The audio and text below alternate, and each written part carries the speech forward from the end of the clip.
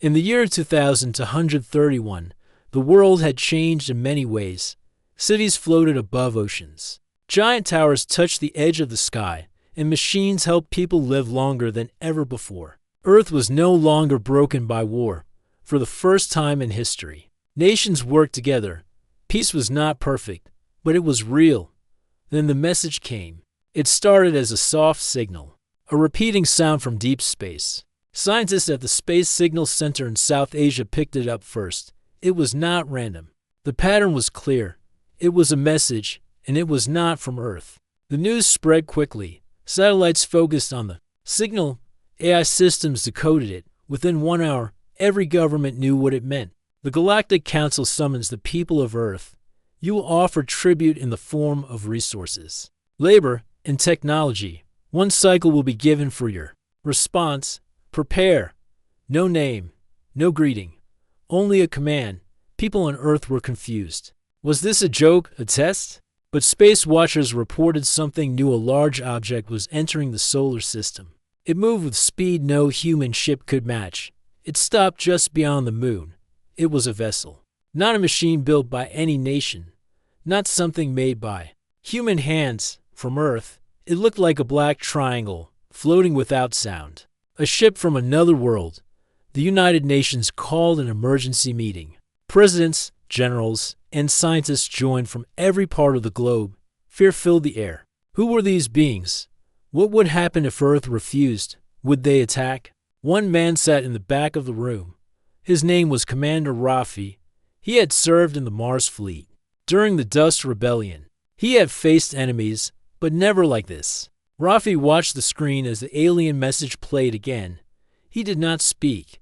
He only listened. After 2 days, the ship sent another signal.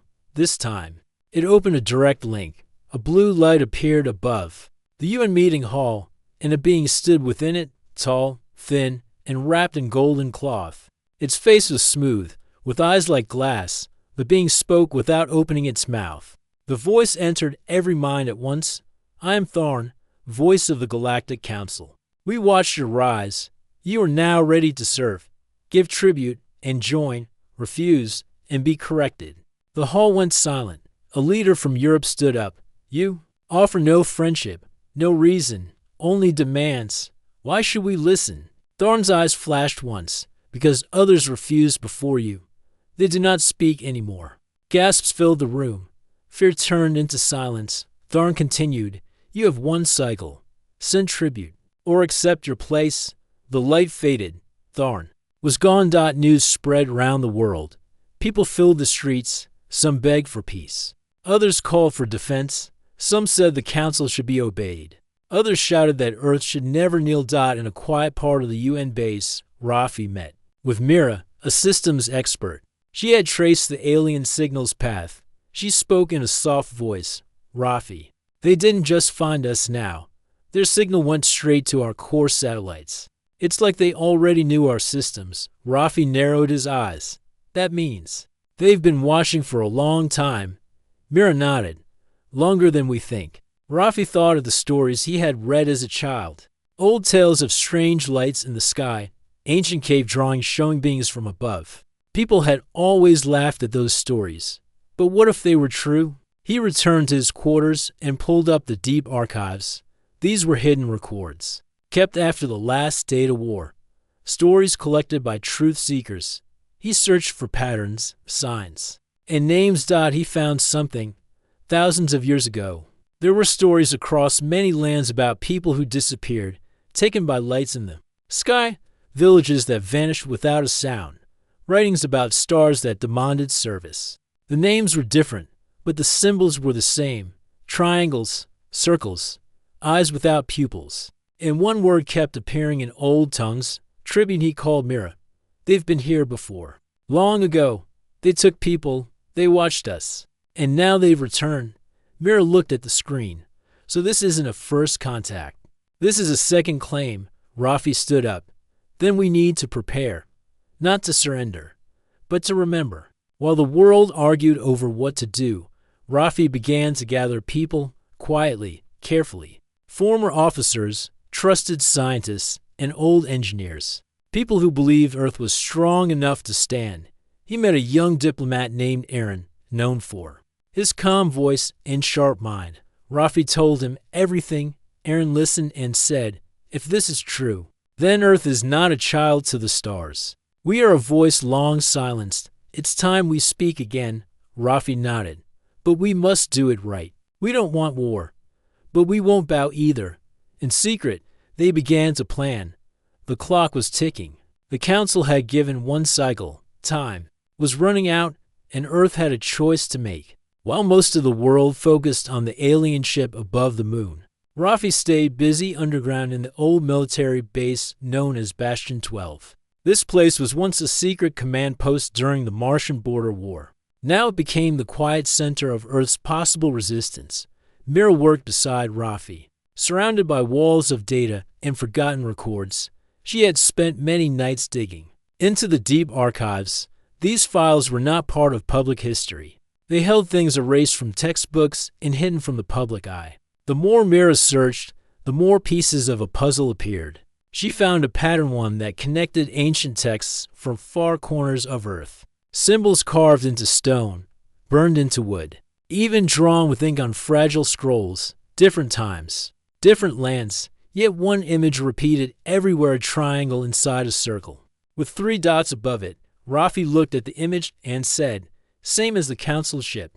Same as Tharn's mark." Mira nodded slowly.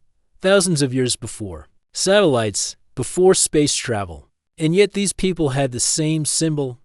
This didn't come from Earth. In one forgotten file, Mira discovered something chilling. It was an old recording from the early 2100s, stored by a secret science group. The footage showed a strange crash in the Arctic, a ship, not made by human hands, buried in ice. No official records ever mentioned it, but there it was, silent proof. Inside the wreck, they found remains, not of aliens but of humans. Not just any humans, Mira said. They were taken centuries ago, modified, changed, then sent back. Rafi stared at the screen. They used us, took our people, and turned them into something else. Why would they do that? Maybe to test us. Maybe to control us. Maybe to see if we'd forget. Rafi stood up. His voice was calm but firm. They thought we would forget, but we didn't. Not fully. Pieces of truth survived. Stories and myths, warnings and whispers. And now we remember. Elsewhere on Earth, world leaders were still divided. Some nations wanted to send tribute quickly. They feared destruction. Others said Earth should delay, ask for more time, avoid conflict. The United Nations called for another meeting. Tharn's message had caused unrest in many countries. Cities had seen protests. Some people believed joining the council would bring peace and progress. Others believed it would be the end of human freedom. Commander Rafi sent a secure message to a few trusted generals and old allies. He invited them to Bastion 12. Among them was an older strategist named Hannah, who had once led the Lunar Defense Corps. She walked with a cane, but her mind was still sharp. After hearing everything, she said, "If this council has been watching us for thousands of years and using us, then we are not being invited. We are being reclaimed." Rafi nodded. "And I refuse to be claimed." The group formed a plan, not to attack but to resist. They would create a hidden network called the Human Defense Pact. Its goal was to prepare Earth quietly, using every tool they had: technology, training, diplomacy, and information. Mira reached out to space engineers and asked them to work on silent shield systems around Earth's main cities. Hannah gave orders to reactivate old defense satellites. Aaron used his political skills to slow down any treaty talks with the council, buying time. One night, Rafi sat alone in the command room, watching old footage from Earth's history: wars, disasters, discoveries, victories, failures. He saw pain, but also strength. He saw how humans fell but always stood again. He whispered, "They don't know who we are. They think we are still crawling." Meanwhile, in the high orbit station, called I-3, a new signal came from the alien ship. This time it was not a warning. It was a question. "Why do you delay? You have 1/4 of your cycle left. Refusal brings correction." The message was cold, without emotion. A threat in soft words, Aaron took the message to the World Council. Some leaders became angry. One stood up and shouted, "We are not slaves. We are not animals to be corrected." Others were afraid. "We are not ready to fight. This ship is too strong." Back in Bastion 12, Mira made a new discovery. She found a rare recording from a distant moon of Jupiter, where a probe had gone silent years ago. The last footage showed a strange ship the same shape as the Council vessel, but it was not alone. Two smaller ships, one clearly damaged, floated nearby. Inside the broken one, the probe's camera saw something shocking. A human child, alone, wearing no space gear, alive. Mira showed it to Rafi. "They've been taking us even in this century. This isn't old history. This is now." Rafi clenched his fists. "Then this isn't just about tribute. This is about identity. About who we are allowed to be." Aaron arrived with updates from the UN. Many nations are still unsure. But if we show strength, real strength, they may follow our lead. Rafi looked around the room. "Then we must send a message. Not just words, not just warnings, something clear." Hannah leaned forward. "Are you thinking what I think you're thinking?" "Yes," Rafi replied. "We won't attack them, but we'll let them know we're not what they expect." They began work on a massive satellite system. It would not carry weapons. It would carry a message, one seen across the stars, one the Council would never forget. As they worked, Earth waited. The moon hung quiet in the sky. The alien ship watched, still and silent. But below the clouds, something had changed. Humanity was waking up. In a hidden valley between the snow-covered mountains of Central Asia stood Dome 5. It was once a Cold War shelter, built deep underground. Now, it had been reactivated and filled with the most powerful people on Earth. Scientists, generals, engineers, and diplomats sat around a round table. On the wall, a countdown showed the remaining time Earth had before the Galactic Council's deadline expired. 8 days. Commander Rafi stood at the front of the room with Mira and Aaron. Their faces were tired, but their voices were clear. "We don't have much time," Rafi said. "The Council demands tribute, but we now know what that really means. It's not a gift, it's a chain." Mira stepped forward. "The evidence is strong. The Council has taken humans before. They never came as friends. They came to use us. Now they return, expecting us to kneel." Some leaders shook their heads. One man from the North Pacific Alliance stood up. "Their ship could destroy cities with one strike. We don't have the power to resist." Another leader from the South Union said, "If we give them tribute, perhaps they will protect us. Share their knowledge, bring peace." But Aaron replied, calmly, "There can be no peace without dignity. If we kneel now, we'll always be on our knees. They will return again and again." A silence filled the room. Then a voice came from the back. It was Hannah, the old strategist. "There's another way. Not war. Not surrender. We show them something else. Unity." The room grew quiet as she spoke. "We form the Human Defense Pact. One voice, one defense, one message if Earth speaks. Together, we may change how the galaxy sees us." The idea spread quickly.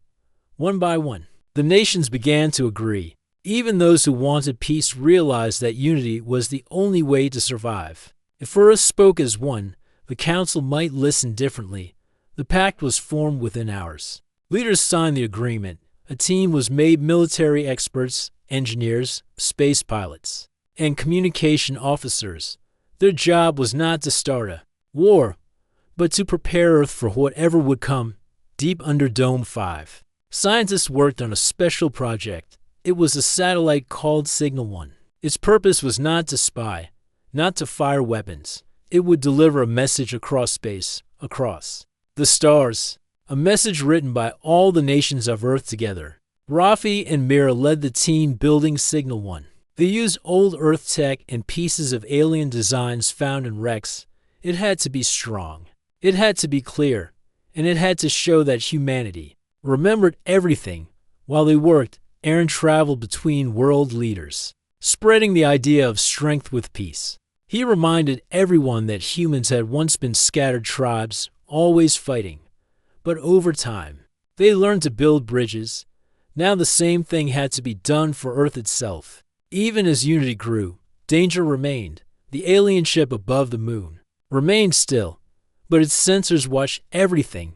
Drones flew silently through space, mapping Earth's movements. Any sudden action might bring a response. So the pack moved carefully, slowly, quietly. In a desert lab in North Africa, engineers tested new shield systems built to block energy pulses. On an ocean platform near South America, old war drones were reprogrammed to patrol the skies.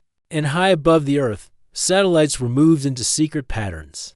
All this was done without direct attacks, without shouting, only actions, quiet and strong. On the sixth day, Signal 1 was launched. It rose into the sky from the frozen plains of northern Eurasia. It moved silently past the clouds, higher and higher until it reached orbit. Once it locked into place, Rafi gave the final order. Activate it. The satellite opened its panels. A burst of light spread through space. The message began to broadcast in every direction. It was a clear, powerful signal. Not hidden. Not whispered. We are not yours. That was the message. No insult. No threat.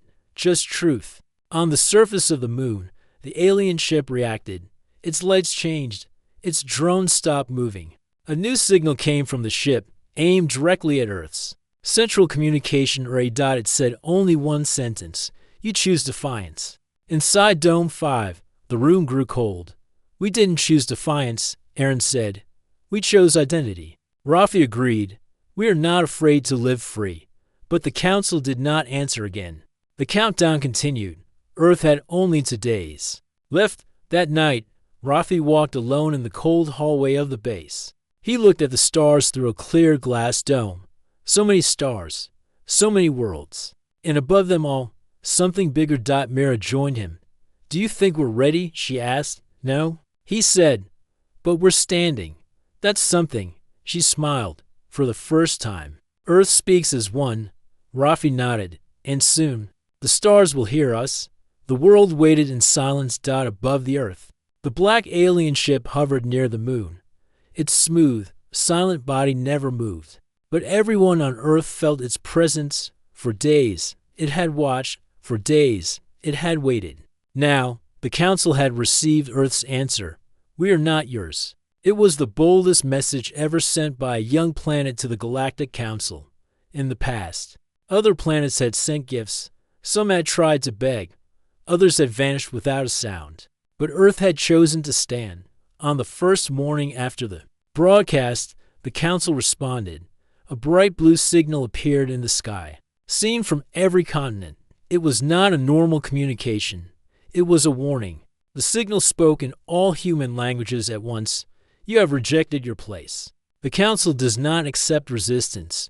Correction will follow. At that moment, Earth knew it had entered a new age. Inside Dome 5, alarms rang. Satellite feeds showed that the alien ship was opening its lower panels. Strange glowing structures appeared underneath. They rotated slowly, collecting power. Drones flew out in all directions. Commander Rafi stood before the screen with calm eyes. They're preparing something, but not an attack yet. They're testing our reaction. Hannah looked over satellite data. Their energy fields are shifting. They're scanning. They want to see how we react to fear. Rafi turned to his team. Then we won't give them fear. We'll give them fire. The Human Defense Pact activated its first response. High above Earth, hidden defense satellites powered on. These were not standard weapons. These were upgraded, with new tech, part human, part alien, thanks to the Rex Mira had studied. From the oceans rose stealth drones. From the mountains launched signal jammers. On the dark side of the moon, a secret base came online. It had been built long ago during early lunar missions, and now it served a new purpose. It was time to show the Council that Earth was not defenseless. The first confrontation began near Mars orbit. One of the alien drones had moved far ahead, likely scouting human systems. But this time, it was not alone. A squad of human fighter ships, called Falcon units, intercepted it. The Falcons were fast, sleek, and silent, built in secret using both Earth designs and captured alien parts. They could fly with incredible speed. The lead pilot, a woman named Lena, locked her eyes on the target. Falcon to base. We have contact. Do not engage unless fired upon, said Rafi from Dome 5. The drone paused in space, scanning the Falcons. Then, without warning, it fired a beam of blue energy toward the lead ship. Lena rolled hard, barely escaping the strike. The battle had begun. The Falcons moved as one. Sharp turns, perfect formations. The drone was powerful, but not built for a fight. Within minutes, the human ships disabled it. They did not destroy it. Instead, they surrounded it and forced it to shut down. This was Earth's message. We can fight. We will not strike first, but we will not run. When the footage reached the alien ship, it responded. 3 more drones were launched, but this time, they stayed far from human bases. They circled the planet, watching, learning. There was no attack, just waiting. Inside Dome 5, Aaron met with global leaders through a secured link. The Council is watching our response. He said, they expected panic, but now they see unity. They see strength. One leader from the Northern Coalition said, how long until they strike for real? Aaron looked to Rafi, who answered, soon. But we'll be ready. Mira had another idea. She believed it was time to send a second message not to the Council, but to the galaxy. Using deep signal tech, she broadcast a new transmission, not as a threat, but as a story. It told the history of Earth, its struggles, its growth, how humans once fought each other, but learned to build together, how Earth was not perfect, but always improving, and finally, it shared what the Council had done in the past: the abductions, the erased memories, the hidden truth. It ended with Mira's voice. We are Earth. We remember, and we choose our own path. That message echoed far beyond the solar system. Unknown to Earth, other young species heard it. Silent watchers in the stars received it. Some had faced the Council before. Some had lost. But now, one planet had stood up. Back near the moon, the alien ship changed its position. Its lower panels retracted. The blue light faded. A new signal arrived. This time, it was a direct voice from Tharn. Your resistance is noted. The Council will now respond in full. Prepare for judgment. No one in Dome 5 moved. Aaron whispered. This is it. Hannah gave orders. Activate Global Shield Phase 1. Ready ground bunkers. Alert the Pacific Fleet. Everyone take position. Earth's skies fill with movement. Ships rose from ocean bases. Fighters launched from hidden hangars, satellites. A line in formation. The defense net was live. But the attack didn't come right away. Instead, something unexpected happened. A second alien ship entered the solar system. But this one was smaller. Different in design, it did not match the Council ships. It came from a different direction through a dark corridor near Saturn. It sent a message. We received your signal. We do not serve the Council. We come to speak. The control room froze. Mira leaned forward. Another species. Rafi stared at the message. Looks like we're not the only ones who stood up. A new chapter was beginning. And Earth had just lit the first flame. The second alien ship that had entered the solar system was not from the Galactic Council. It was smaller, older, and marked with strange silver symbols. It sent no threats, no demands. Only a single message. We are the Varn. We heard your signal. You are not alone. Inside Dome 5, the control room was silent. Mira repeated the translation to Rafi and Aaron. They could hardly believe it. Another species. Mira said softly, one that doesn't serve the Council. Rafi leaned forward. Then the Council's rule is not complete. Others have resisted. The Varn ship remained far from Earth. It floated near Saturn, far from the Council ship still near the moon. After a few more short messages, it went silent again. Maybe it was waiting. Maybe it wanted to see what Earth would do next. But Earth did not have time to send a reply, because the Council had already decided to act. A massive energy wave came from the alien ship near the moon. Satellites detected the change. The ship's systems glowed bright blue. 3 more large ships appeared behind it, moving fast. They were shaped like arrows and left long trails behind them. They were headed for Mars. Mars had many human colonies. Some were underground. Others floated on thin platforms above the surface. Most people there were miners, researchers, and engineers. They were not soldiers. They had no fleets. When the Council ships entered Mars orbit, alarms rang across the red planet. People ran for shelter. Communication towers lit up with warnings. Inside Dome 5, Hannah stood beside the command table. They're trying to scare. US, they're showing us what happens when a world says no. Rafi knew they had only minutes. Send the Falcons, all of them. The Falcon units were Earth's fastest space fighters. They were small, sharp, and deadly. Lena, the same pilot who had faced the first drone, now led the squadron from a launch station near Earth. Her voice came through the comm. Falcon, leader to base, launching now. Within minutes, the sky above Earth opened. Dozens of Falcons shot into space, racing toward Mars. They had been trained for this moment. Each pilot knew the mission: protect the colonies, defend the people. As the Council ships approached the largest Martian city, a red light flashed from their command ship. A massive energy cannon formed at its center. It was not meant to destroy the city. It was meant to disable it. Descenda. Message. Then came a surprise. Before the cannon could fire, small devices planted on the surface of Mars activated. They were hidden signal blockers, planted weeks ago by Mira's team. The energy beam was fired, striking empty land instead of the city. That was Earth's signal. The battle had begun. Falcon units arrived in waves, their wings cut through Martian orbit like blades. The Council ships released drones fast, spinning machines with blue light trails. Space lit up with explosions and fire. Lena's voice echoed across the comm line. Falcon 5 is hit. I'm going in. The Falcons fought bravely. Their weapons were new, powered by both human science and alien tech recovered from old wrecks. The pilots worked in teams, covering each other. They had trained in silence. Now they fought in fire. On the ground, Mira worked from the Mars Defense Station. She activated hidden energy nets, which blocked two of the Council drones from reaching the surface. Her hands moved fast across the screen. Defense shield is holding, she said. But we need more time. Back on Earth, Aaron made direct contact with the Council's communication link. His voice was calm but firm. You are not punishing rebels. You are threatening free people. This is not correction. This is war. The Council did not reply, but their ships began to change position. One turned toward the human colony called Nova Red, a mining town built under Mars rocks. It was not a military base. It had children, families. Rafi watched the screen.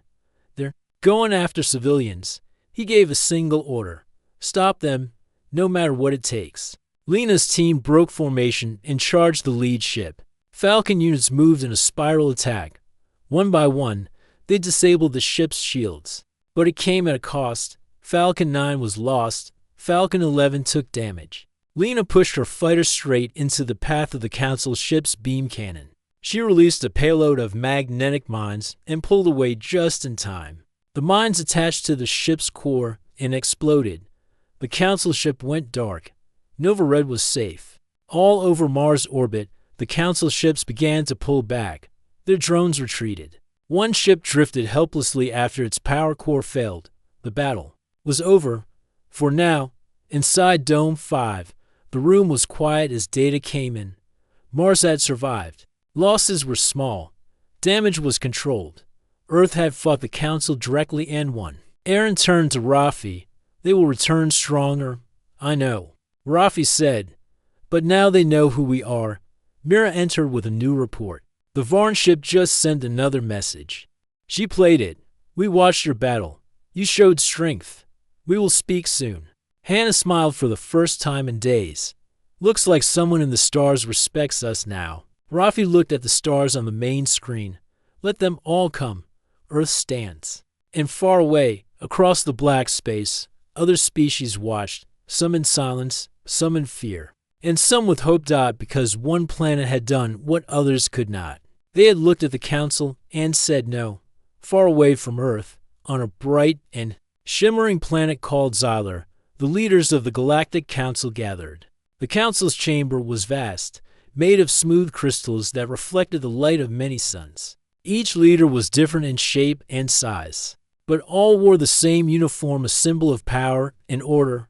The room buzzed with tension. The council had expected Earth to bow. They had expected a quick tribute, a simple offer of obedience. Instead, Earth had sent defiance. The council leader, a tall being named Velen, rose from her seat. Her eyes shone like stars as she spoke. Our scouts report that Earth has sent a message of war. They refuse to submit. Their fighters have defeated our drones and damaged our ships. This is unacceptable. One council member, a smaller figure called Drag, slammed his fist on the crystal table. They must be crushed if we allow one planet to defy us. Others will follow. Our rule will end. Velen shook her head. Violence is not the only answer. We must consider another way. The council members looked at her in surprise. Velen continued, Earth is different. They remember our past actions. They have learned. They have strength we have not seen before in young species. If we push harder, we may lose them forever. Another leader, named Cora, spoke softly. They speak of freedom and pride. Perhaps it is time to listen. The room fell silent. The council had never faced such a choice. Always before, their power was absolute. They demanded tribute, and planets obeyed. But Earth was not like the others. Velen moved to a large glowing map of the galaxy. She pointed to Earth. We must send an envoy, not as conquerors, but as diplomats, to offer respect, to offer partnership, to learn if Earth will join us on different terms. The council debated for hours. Some wanted war, others wanted peace. In the end, Velen's plan won by a narrow vote. The envoy would go to Earth. Back on Earth, the Human Defense Pact continued its work. Earth was strong, but the cost of war was clear. Resources were limited. People were tired. Commander Rafi met with Mira and Aaron in the Dome 5 command room. An envoy will arrive soon, Mira said. We do not know if they come as friends or foes. Aaron nodded. We must be ready, but also open. The council may want peace. Rafi looked out the window toward the stars. We have fought to stand as equals. If they come with respect, we will listen, but we will not kneel. Days passed. Then a signal appeared above Earth. A ship entered the atmosphere. It was smaller than the council vessels, elegant and shining with soft light. From it stepped the envoy, a being named Solon. Unlike Tharn, Solon had warm eyes and gentle movements. He spoke in perfect human language. I come not to demand, but to understand. The council wishes to build a new future with Earth. Rafi, Mira, and Aaron met Solon in a quiet hall filled with plants and light. The world watched, waiting. Solon said, Your strength surprised us. Your unity inspired us. The council recognizes that you are not children. You are equals. Aaron replied, We seek respect and partnership, not chains. Solon smiled. Then let us begin. The meeting lasted many hours. They spoke of history, mistakes, and hopes. Solon told stories of other worlds that had joined the council freely, with pride. Rafi asked, What will happen if Earth refuses? Solon's eyes darkened. There will be no war, but isolation. No help, no trade, no voice, Aaron said. Then we choose partnership. Solon nodded. Together, we will shape the future. As Solon left to return to the council, Earth breathed a new hope. The galaxy was watching. Earth had stood tall and earned respect. The stars no longer looked so distant. The news spread quickly across Earth. The Galactic Council had sent an envoy for the first time. They came not to demand, but to talk. The world held its breath. In the Great Hall of the United Nations, Commander Rafi, Mira, and Aaron stood side by side. The people watched on screens and listened to radios. They waited for the final words. The envoy, Solon, spoke with respect. We come with a choice. Join the council as equals or face isolation. The galaxy is vast, but divided. Your strength has earned you a place, but only if you accept partnership. Rafi stepped forward. His voice was steady, carrying the weight of a planet's hopes. Humanity will join. not as servants, not as tribute payers, but as builders, as protectors, as equals. Mira added, "We remember our past, but we choose our future. We bring knowledge, courage, and loyalty. We will stand with the council, but never beneath it." Aaron concluded, "This is our answer, a new path, one of respect, strength, and unity." The hall filled with applause. Across Earth, people cheered in streets and homes. A new era had begun. The council's envoy nodded. "Then let us begin together." Earth's first official council ambassador was chosen, a young woman named Leela. Known for her wisdom and kindness, she prepared to travel to the council's home world, a place of light and shadow, where many species met in peace. Before she left, Rafi spoke to her quietly. "Remember, you carry the voice of billions. Speak with strength and heart." Leela smiled. "I will not fail." As the council and Earth began their new relationship, other young species watched closely. Some reached out, asking to learn from humanity's courage. Others hesitated, afraid of the council's power. But Earth was no longer alone. It had changed the galaxy's rules. In time, Earth shared technology and culture. It helped build defenses and heal old wounds. It taught that strength was not just power, but unity and respect. The Galactic Council became more than a rule.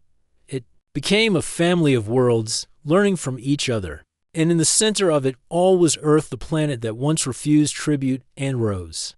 The stars now held a new story, the story of humanity, a story of hope, strength, and freedom.